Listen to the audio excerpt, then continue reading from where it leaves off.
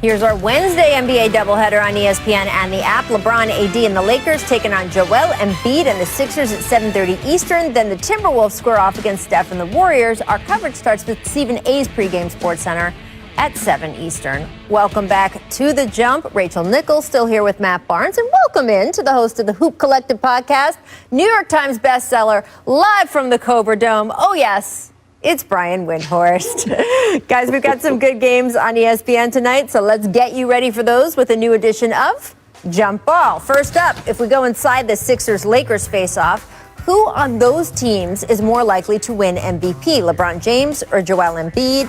Embiid, of course, never won the award. LeBron, four-time winner. The Sixers have the best record in the East so far, and according to Caesars' William Hill, James has now moved into having the second-best odds to win, while Embiid is in sixth. So, Brian, who you got of those two? We're just staying within this game right now. Rachel, let's go back to a conversation LeBron had with you on national television in Orlando. Yes. Where I believe he said, "Give me my damn respect." That is accurate. As an MVP voter, I have to say that I don't regret my vote for Giannis last year, because Giannis had one of the greatest all seasons of all time, and the Bucks were amazing. But watching LeBron in the bubble, it reinforced the distance between him and everybody else. And with this season the way it is, where it's scattered, where there's a lot of guys going to be playing different levels of games, and because of LeBron, he's worth something more than 4 MVPs. I don't know if it should be 5. I don't know if it should be 7. I think the narrative, which as we know is so important in the MVP race, I think the narrative is on LeBron's side. And I think if he keeps playing this way, it's going to be very compelling for people like me who have not voted for him in recent years for various reasons, even if they were good, even though Joel Embiid is having a spectacular year. Rach, I need to know, now that I'm part of the media, how do I get my vote? I'm gonna hook you up into a conference call with Tim Frank. Yeah. We'll work it out. I need to get in here. I'm taking LeBron, and as Brian alluded to, he should have at least 5, 6, 7, maybe 8. And you can say the same thing about Kobe back in the day. He should add more MVPs. I think the league gets caught up sometimes in getting what's new, what's fresh. Obviously, Giannis being MVP, brings a different attention from overseas. But LeBron has been the best player for a long time. He should definitely have more under his belt. But this year, I just love that it seems like he's so at peace with his game, and his team understands what they have to do, lead the league in defensive efficiency, understanding this is a marathon, not a sprint. So not only are they going to be, is it their title to lose, I also think it's LeBron's MVP to lose as well, because he's definitely, to me, in the front seat and should win it this year.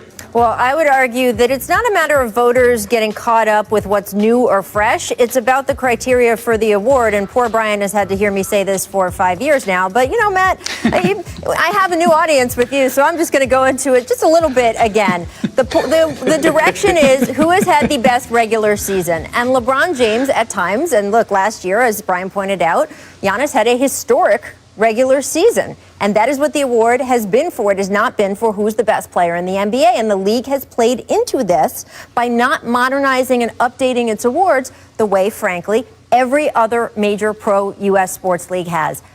They have updated their awards, they have added scoring awards, or they have added awards that recognize the statistical best season being separate from who is the best player. And so that is why we have ended up with LeBron James not winning more MVPs. Before him, Kobe Bryant not winning more MVPs. Frankly, Michael Jordan not winning more MVPs. And I think there has been a bit of a turn among fans and even among some writers, and Brian, I think you're alluding to this a little bit, of just saying, okay, maybe we're just going to start awarding this for who we all know who the best player in the NBA is in a given year. And right now you could make an argument for LeBron. People are making an argument for Kevin Durant resurging. That is different from who has the best statistical season this year. And it will be interesting to me to see how voters vote at the end of this year. Because as you point out, Matt, that disparity between who's the best player in the NBA versus who had the best stats, it seems like in some ways it's only grown since we have more stats.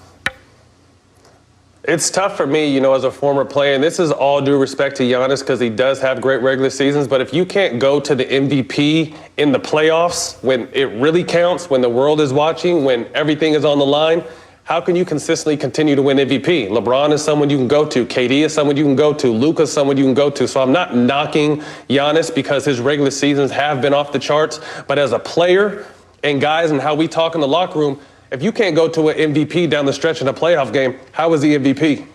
Yep, absolutely. And again, that's the way the league has set up voting. Voting is done at the end of the regular season. So you can't even make that judgment or have that conversation when you're doing an MVP vote, because it's supposed to be for only the 6 months that preceded it. Nothing more, nothing less outside of that.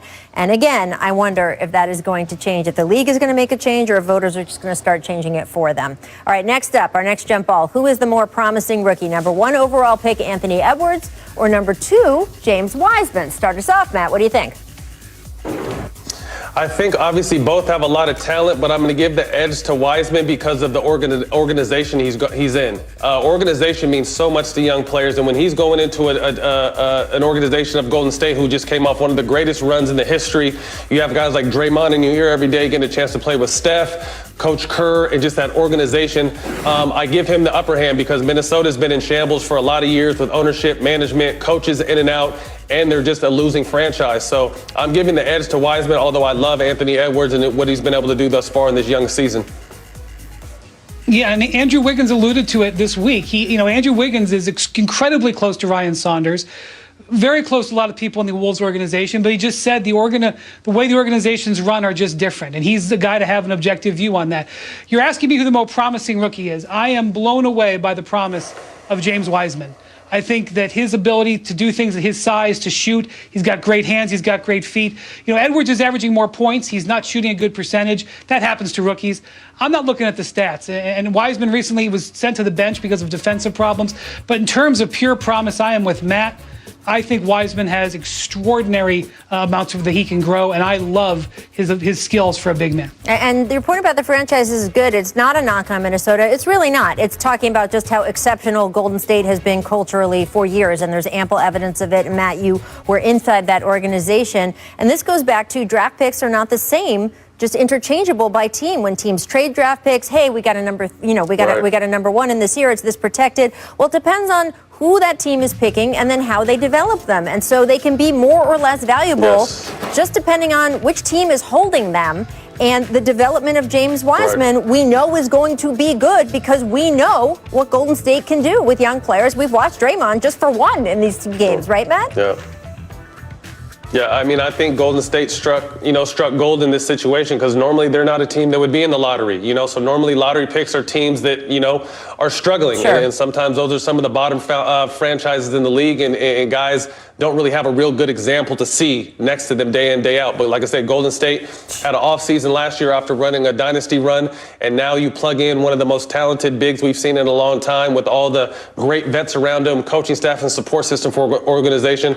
I'm excited to see what James Wiseman develops into in the next handful of years. Again, the Draymond Green development program is really up and running there in Golden State. You can watch it every time those two are on the court together. Absolutely. Coming up, guys, the Nets' big three have been logging a lot of minutes since they've came together. Is their workload something to be concerned about long term? We will discuss that. First, though, time for our second distant replay of the day.